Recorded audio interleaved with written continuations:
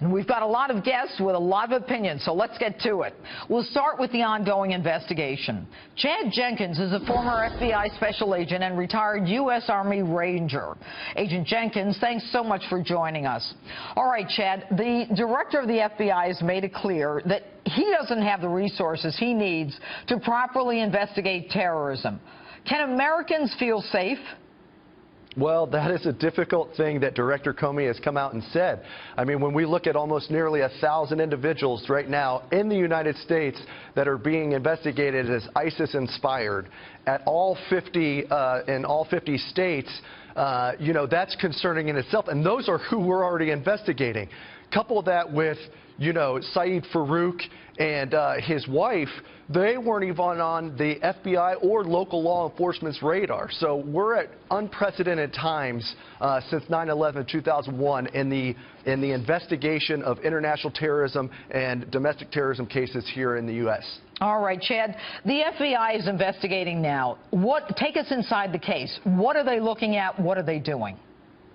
Well, I think the computer forensics, I know that's been damaged, the cell phones as well as their laptops, but they're doing everything they can, especially electronically, because we know how much ISIS uses that, as well as other Islamic terrorist organizations, to radicalize, to inspire, and they're trying to broaden that spider web as much as they can to see how far it reaches and where these individuals were able to have associates to help them conduct this attack.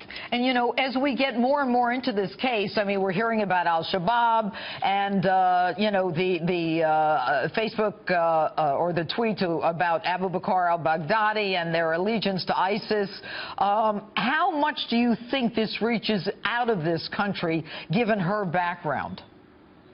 Well, her background and his travel patterns of going to Saudi Arabia. I mean, what we need to take a look at is no matter what terrorist organization it is, whether it's ISIS, whether it's Boko Haram, whether it's al-Shabaab, whether it's AQAP, I mean, we're talking, if this is a narrow sect of Sunni Islam in which all of those organizations adhere to, and they follow the way in which Muhammad and his companions, the four caliphs after Muhammad, wanted to implement Islam, and they're only off by a couple fitness here and a couple backbiting of each other, but they're all ideologically in cahoots with each other. Let me ask you about the K-1 visa. It's not one of the more common ways to enter into the United States, and now we're hearing that apparently Tashfeen Malik's visa may have had an inaccurate home address on it. How much follow-up is there on this stuff, and would it have made a difference if mistakes were caught in the first place? Well, you look at the U.S. State Department statistics. In 2014, we allowed nearly 36,000 you know, K-1 visa holders here in the United States. With that information, I don't know if it's fully vetted. If she had the wrong address, that would not be a shocker. In my previous experience as a counterterrorism FBI agent, I know the F-1 visa was something we looked at quite regularly. And look, once you make entry into a port of entry in the United States, and F-1 going to a university, you never have to step foot on that campus, and no one is ever going to come after you to find you. If you look at if you look at the immigrant standpoint, we're looking at 4.5 to 5 million individuals who are overstays on their visas here in the United States. All right. Special Agent Chad Jenkins, thanks so much for being with us.